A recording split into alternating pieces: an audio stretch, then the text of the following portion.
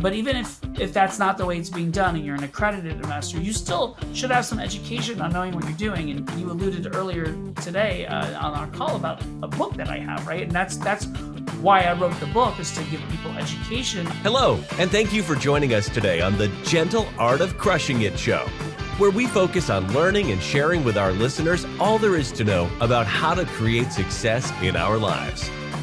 This show stands on the shoulders of giants. Our mission is to empower and inspire our listeners to create the life of their dreams whilst having a blast in the process. Let's celebrate life together. Welcome to the show. All right. Welcome to the Gentle Art of Crushing It podcast, Passive Investing Edition. My name is Randy Smith, and I'm your host today. And I'm just really excited to have Matt Picheny on the show. He's really an expert in this space, and I think he's going to bring a ton of value. So, Matt, thank you so much for being on the show. Oh, it's my pleasure. Thanks for having me. Absolutely. Absolutely. Looking forward to it. So yeah, why don't we kick this off like we always do? Can you just give us a little bit about your background, talk about your journey a little bit, and ultimately how you found the passive investing space? Sure. I'd be happy to tell you. I grew up in Orlando, Florida, and I moved to New York City to pursue a career in theater. And I was a professional actor for 5 years. Was in 15 different productions all across the US. And then I started tinkering around with computers as a hobby and actually had my own company doing website development. This was in the late 90s. 2001 rolled around. And I don't know if you remember where you were in 2001, but that was when there was the big dot-com bubble bursting. Yeah. And so everything was just haywire and my business was imploding. All of my clients were going out of business or not spending money on digital marketing efforts. And luckily, at that exact same time, I got a phone call from my landlord who told me I had 90 days to get out of the apartment that I was living in. Congratulations. Yes. So, that freaked me out. What am I going to do? How am I going to find a place to live in New York City without a job, without any income from my business? And I ended up getting a job in-house at Showtime, the cable television channel. They were a client of mine. And I ended up, instead of renting another apartment, I actually bought an apartment way uptown, like way uptown. Not necessarily where I wanted to live, but I was able to afford something. But the thing was, a little over 2 years later, I sold that apartment and I saw my initial investment, my down payment, more than quadruple in value. Unbelievable. And so that was the big light bulb moment for me. I was making a very good living at that point in time. I had a good salary, but that one transaction was more money than I would make in an entire year of working. And so I wanted to know, how can I go ahead and do that again? So that's when I really started getting involved in wanting to do real estate investing. Mm-hmm. And over the course of many years, I did it as a hobby. For 10 years, I did it as a hobby while I was working, sort of climbing the ladder in corporate America, or in the advertising world here in New York City. And then there was an opportunity for my wife, a really cool job opportunity for her that would have us needing to leave New York and move to Miami, Florida. And so when we made that move, that's when I transitioned from doing real estate as a hobby to making real estate my full-time job. That's when I became a full-time investor. And that's when I started really passively investing, because all the investment I had done before, I had some sort of active role involved in that. Now, 2/3 of my real estate portfolio are deals that I'm a strictly passive investor in. I'm a limited partner in those deals. But I have 1/3 of my portfolio, which is almost 4,000 units at this point, where I am a general partner. I'm very involved actively in that on a almost day-to-day basis, at least week-to-week basis, depending on how the property is performing, but very involved in the asset management and the ongoing work within that portfolio. Very good. Very good. Thank you. That was a very quick summary. I'm looking at the time. We're at about 3 minutes. And I spent a few hours with you and your story reading your book. We'll talk about that a little bit later. But yeah, you brushed over. There were some interesting challenges that came along that path, a lot of learnings. I'm wondering, with the goal of this show really being geared towards the newer passive investor, can you talk a little bit about your experience in the active space early on, and maybe some of the challenges or learnings you took and are bringing into your business activities today? In the earlier work that I did, I learned everything. Yeah. I talk about in the book my first real investment property that wasn't, because that first property that I bought up in the Washington Heights area of Manhattan was Hmm. was a primary residence. But Hmm. after that, I ended up buying a place on the Upper West Side, which is where I wanted to live, Yeah. and I ended up about a year after that purchasing some land in Connecticut, in Northwest Connecticut, about 2 hours from my home. And there's a whole chapter in the book about this Yeah. thing. I bought this land, and then I eventually built a house. So I mean, it was a land. It was like almost an acre filled with trees. So I really learned, like, we tagged the trees. You had to get that approved, and then we removed the trees, and then we dug a hole, and I learned, like, literally from the ground up what it takes to build a house, right? Yeah. And Yeah. apartments, multifamily, whatever real estate that you're talking about, it all comes down to those same basic things, where you're digging a hole, you're pouring a foundation, and you're putting in electric, you're putting in plumbing, the Yeah.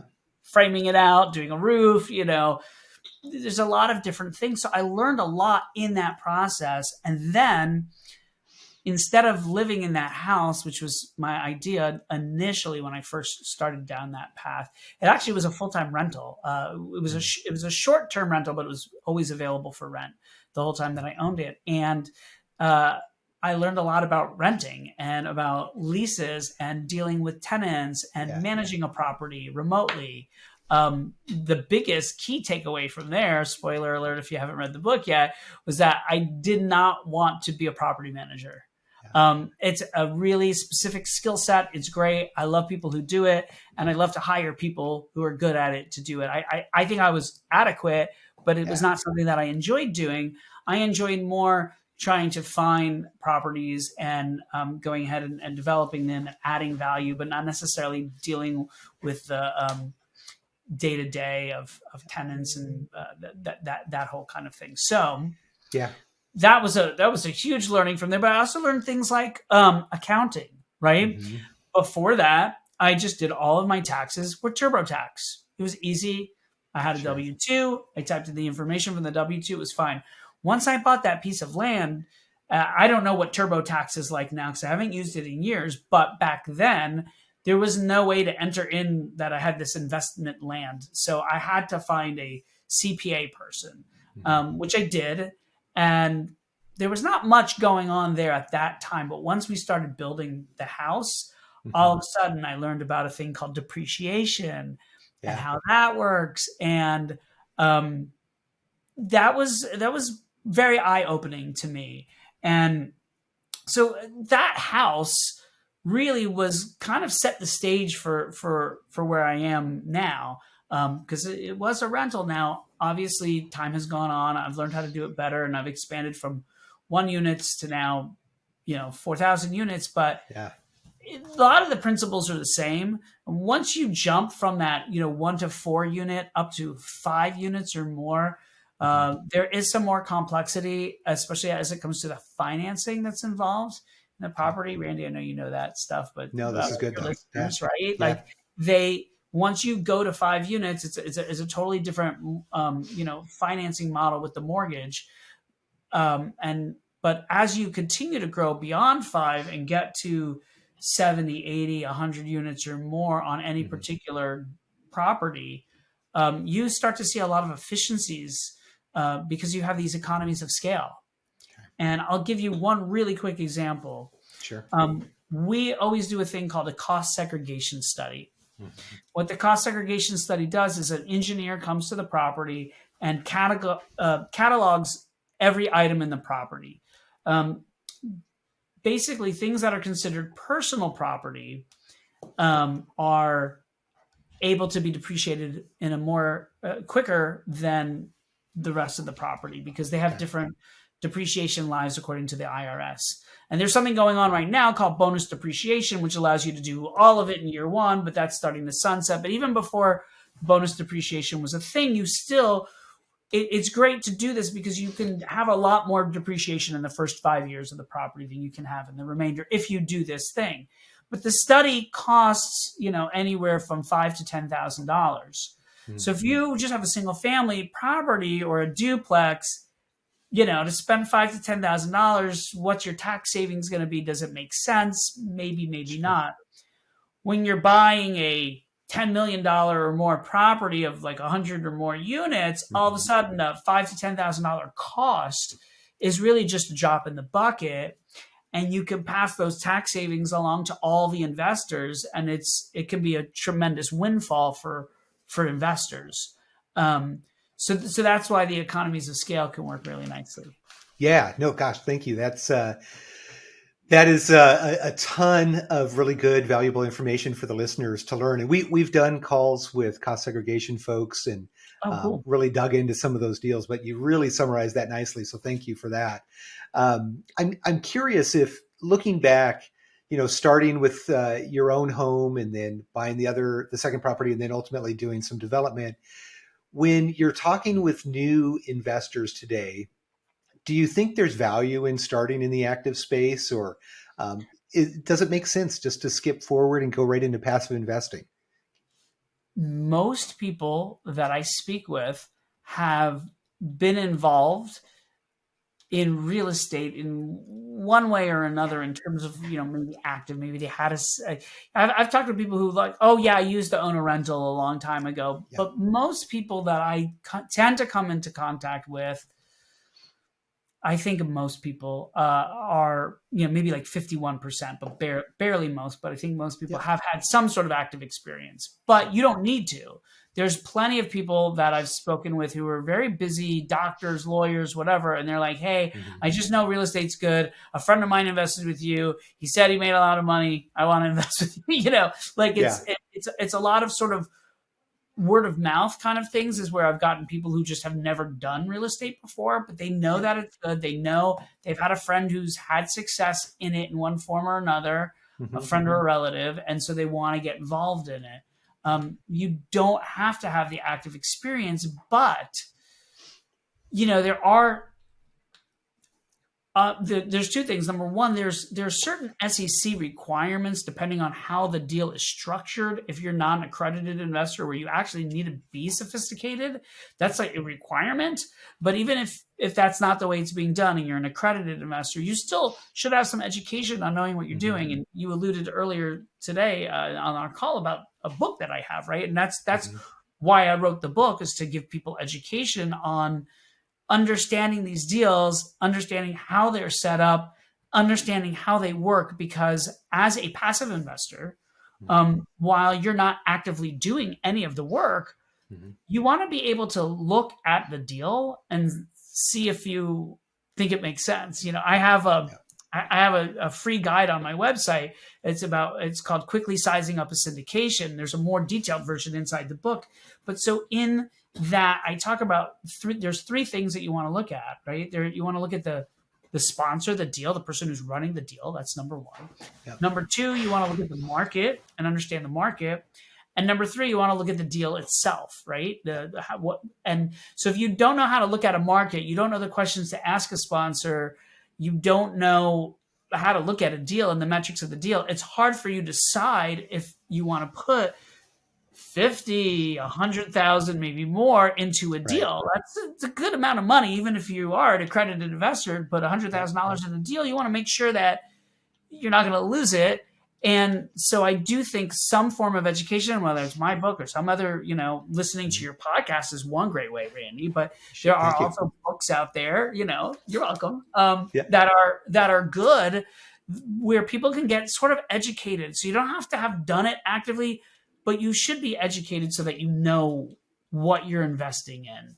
Absolutely. Absolutely. Yeah. Thank you so much. And it's so, so important to not just make a decision with your financial dollars just haphazardly, because these are hard-earned dollars. Obviously, if you make good decisions with those, you'll send them out. A friend of mine says you send them out and they come back with friends time and time and time again. So I'd love to kind of get into the mindset a little bit of, active investor. with a ton of experience and lots of learnings there, over to that very first investment that you made passively. I'm curious, like, what were were there some fears associated with that? What kind of challenges did you run into? Did you just come across a really passionate, excited, good sales guy and you decided to jump in, or what did that look like for you? Yeah.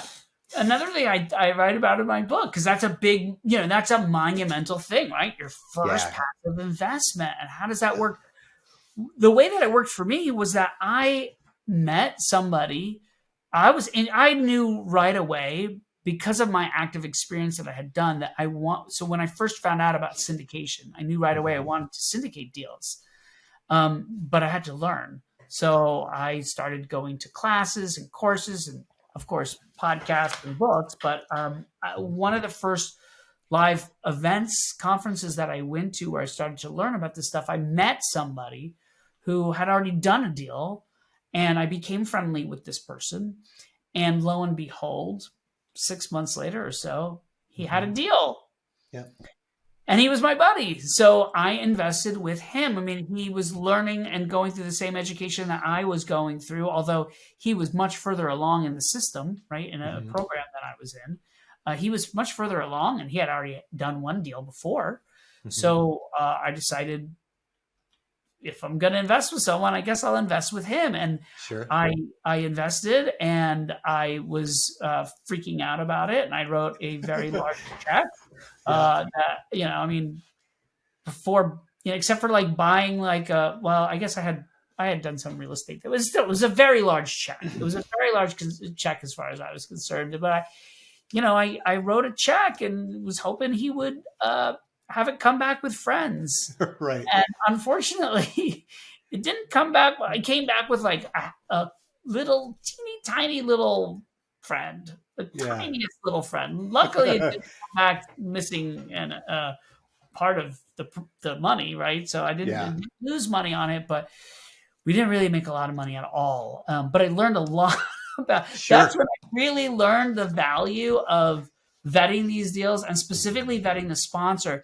Had it not been for the guy that I invested in, because I believed in him, had it not been for him, we certainly 100% would have lost money. Yeah. The only reason why we didn't lose money was because of him. Yeah. He was able to save that deal, get it across, get a sale across the finish line at the very last minute. And we did okay. We made a couple bucks, but nothing to really write home about. Yeah. I think that's such a great point too, that you talk about vetting the operator, but finding somebody that's going to be a good steward of your dollars. And you'll hear folks, I heard folks when I first started in this space, where maybe a deal doesn't go exactly as planned. And sometimes operators will actually come out of pocket to make things whole for their investors, because they know that if they make it right this time, on future deals, those folks might be willing to bet with them again. And I think it just really comes down to credibility, accountability, and more than anything, probably integrity of that operator, because there's a lot of really smart, hardworking syndicators that are out there, but there's also a handful of folks that come in because they see people making some easy money and they think they can come in and put together some quick deals. But not all the operators out there have been doing this for 20, 30 years like yourself. So really, really good lesson to vet that operator, know, like, and trust that operator. And it's not necessarily an overnight process. It can be 6 months, 12 months, year and a half before that trust is built. And before you step up to the bank teller and say, I want to wire $50,000 to this guy potentially. So yeah, right. Very neat. Very neat. So, okay. So the first deal goes out. It does okay. You don't lose your money, which actually I'm thinking in these days, I wish I would have taken my entire stock holdings in January and gave them to a guy that just gave me back my money at the end of this year.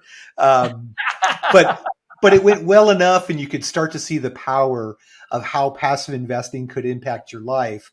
Well, Randy, I'll tell you, I was bullish about real estate in general, having done it for so much time, that it's not like I just did the one passive investment and then waited and then, for 3 years. which is how long we held the property for. I would say about 3 to 6 months after I invested in a second deal. So before I knew that this deal wasn't going as expected, I was already in another deal. Okay. And over the course of about 2 years, I invested, I think, in 5 deals, Okay. while also looking for my own deal to sponsor, which I did. I sponsored my own deal. It took about 2 years to get my first deal Okay. that I sponsored, and I had 5 that I had invested in passively.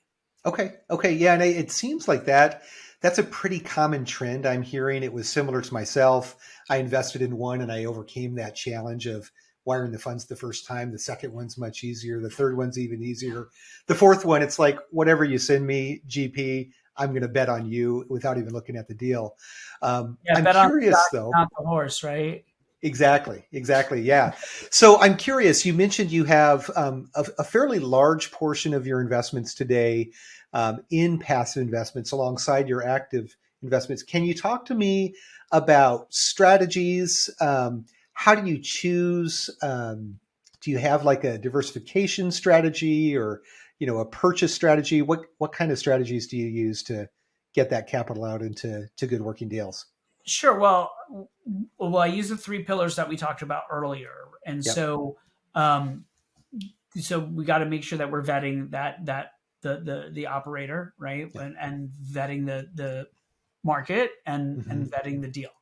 Beyond that, from a strategic standpoint, I have diversified my multifamily holdings Hmm. across different operators in Hmm. different locations. I can't be everywhere, and I can't meet every broker and property manager on the planet, right? Yep. And I'm not an expert in every geographic area. So if I can meet Randy, and Randy is an expert in Florida, I'm just making things up, right? And I Sure. know that Sure. Randy knows the Florida markets extremely well, and he's done 5 deals in Orlando already, and now this is his 6th deal in Orlando, and Hmm. 2 of them have gone full cycle, whatever. Like, that is way better than me trying to like break into the Orlando market. Although I might, I grew up in Orlando, I love Orlando, Okay. Yeah. but and my mom still lives there. But that might be better for me to go ahead and place my money with Randy rather than trying to break in on my own because he's already got everything going on there. So that's Yeah. how I look at it. So I'm diversified from my passive investment portfolio in you know many different states, primarily in the Sun Belt, but not exclusively in the Sun Belt, Okay. and through many different operators. And some operators have done well by me, but I just don't like them. Like, I, not to be mean, I like No. everybody, but there are some operators that I actually made money from, but I just didn't like them. I didn't like the communication wasn't Hmm. there. I felt like I never knew what was going on. Things Yep. like that I just don't like. And so then I know, you know what, that operator, like, thank you for giving me a profit, but Hmm. not you're not the right fit for me moving forward. There's been other people who maybe the return isn't good, Hmm. but they were really upfront. They were kept me apprised of what was going on the entire way through. Really liked their communication style. And in Hmm. that case, I have invested with them again. Yeah. Because sometimes you can get, deal that's not perfect, and I Hmm. give people a second chance. So uh, that's important to me, to diversifying operators and geography. Yep. And I love that you bring that up as well. I've had conversations with some GPs where I'll ask questions about, tell me about a time when things didn't go as planned. And they'll say, oh, we've never had anything not go as planned. And immediately, I try to be as nice as possible, but I'm getting off the phone because you haven't been in business long enough if you've not run into any troubles. And, sometimes just the personalities. And as you mentioned, the communication style, I am the same in that I would almost prefer a lower return but know what's going on with my investment than to get an amazing return and not hear from the guy from 90 to 180 days or something like that. So thank you for bringing that up. I think that's important. And I think as we get into this shift in the economy and into the marketplace, I think those soft skills are going to become more and more important with operators because investors, there's probably less investor dollars floating around. So it'll take skills like that to make sure they're landing in the right spot. Well, So Randy, that really just segues into a perfect thing that I just want to say is that, it's important to me and it's important to you. It might not be important to some people, right? To some people, they might be, I don't really care. I just want that return. I don't care if I don't hear about it for 5 years and then you just send me this huge check. So my point being that you need to understand as a passive investor what you want, what your values are, and what's important to you, and make sure that the sponsor that you choose, you're aligned, right? And I talk about that's one of the things in the checklist that you want to make sure that your values are aligned. Yeah. No, I think that's great. And, it's this interesting process that I've been learning over the last couple of years where, working in the W-2, you don't always get to choose who you work with. Quite often you're told who you're working with, and it doesn't matter whether you get along or not. But in this investment space, you do have this ability to really kind of date and spend some time with these folks and get to know each other before you have to make any type of long-term commitments. So I encourage a lot of my investors and my listeners, try to get around that person and spend time with that person, whether it's listening to their podcast, whether it's reading their books. You mentioned your book over and over again. I've spent hours with you before I even had you here on the podcast. And I can tell that you're the type of operator that I want to work with in the future, just from your transparency, just from the integrity that I can see in those pages. And, I feel like I've gotten to know you and your wife and your family by watching these different avenues as well. So I always encourage the listeners, spend as much time with that person, either, one-on-one or from what other channels they have out there, because over time, people will show who they are, truly who they are, if you watch them for any amount of time. So yeah, thank you for bringing that piece up. I'm excited to hear a little bit about what you guys are doing now. You mentioned you're a GP as well, which is such a fun thing to go from the active to passive and back to active again. So it does really happen. Can you talk about that journey into the active space as well? What does that look like for you? Yeah, that's something that I was always interested in doing.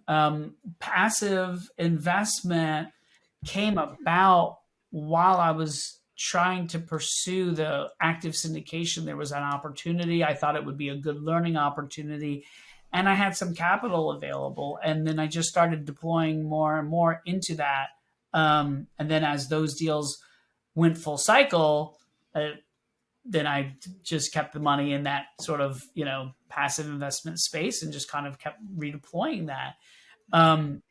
It's been great. Concurrently, I've wanted to build out an active portfolio, which I've done. And the two are sort of, their own paths. I could, but the great thing about the passive is I don't even really have to do much, right? Hopefully the deal's doing well. I get reports. I'll read the reports, but it doesn't really take any of my time at all. It's completely passive, which is nice. Yeah. And then I can focus on those active deals, which is something I've always wanted to do. Having done the passive and still doing the passive, I think gives me a window into what my investors must feel like on certain things. So I try to, as a active investor, keep that in mind, right? What they might be thinking, what kind of information they might want to know. And I've been, focusing on multifamily properties, and I've been doing them mainly in Texas. I've had some properties in Kansas City, would continue to look in that market for new things to purchase. Haven't found anything where the numbers make sense. We sold everything that we've owned in Kansas City at this point, done very well, and made our investors quite happy. Continuing to grow, continuing to build things. For me, it's really important to me to make the world a little bit better than I found it. So everything that we get involved in is always going to be a win-win situation. So when it comes to the multifamily, we're improving the properties for the residents. We do a lot of other great things for residents. We're going to be coming up on Thanksgiving pretty soon. We'll be giving out turkeys to our residents. That's something we do every year. We do something about every 6 weeks or so, nice for the residents, and try to make things great for our employees, the staff at the properties. and also make money for investors. It's not a charity, but we work Yep. with residents when they have hard times, if they get laid off from their job, or in COVID, we worked with a lot of Hmm. people to try to keep them in their units. I think that, yeah, I'd like to reinvent property ownership as being a positive for communities. I think we can do well by doing good. And so that's really important to me. And so everything I get involved in is like that. And I'm starting to expand beyond just multifamily and do some other things. Also, my wife and I sometimes will get involved in Broadway musicals. That's Hmm. what she does full time. That's like, it's her thing, but I used to be an actor. I love it. I'm passionate about it. So sometimes we'll join forces on some shows, which is a lot of fun. Uh, but I'm continuing to look at things that are win-win situations for everybody involved, where we can improve communities. And the 99% of that has some sort of real estate involved with it. I love it. I love it. What a neat story. What a neat story. Well, let's, if we can, shift gears a little bit. I do have just a handful of questions I like to ask all of our guests. Okay. Um, can you share a podcast or a book recommendation that can help the newer passive investor continue their journey? Besides my book, haha, just kidding. No, No, I in really addition to, yes. like. uh, Rich Dad Poor Dad was a great book, but I'm sure everyone says it. So I'll tell you, I really like Ray Dalio's book, Principles for the Changing Yeah. World Order. Talks a lot about sort of the rise and falls of countries and macro cycles. Hmm. And it's extremely interesting to read, especially where we are right now with our country. I think it's a very valuable book, and so that's the one I would recommend: "Principles for the Changing World Order" by Ray Dalio. Okay. I have heard that book so many times and I have been avoiding it. I'm not quite sure why, but I have. Um, I am going to pick that up and read it. And in addition, as I mentioned, to yours as well. So, um, are, are there any like special resources? You mentioned a couple of things on your website, I think prior to this, but can you reference any special resources that really might help the new passive investor as well?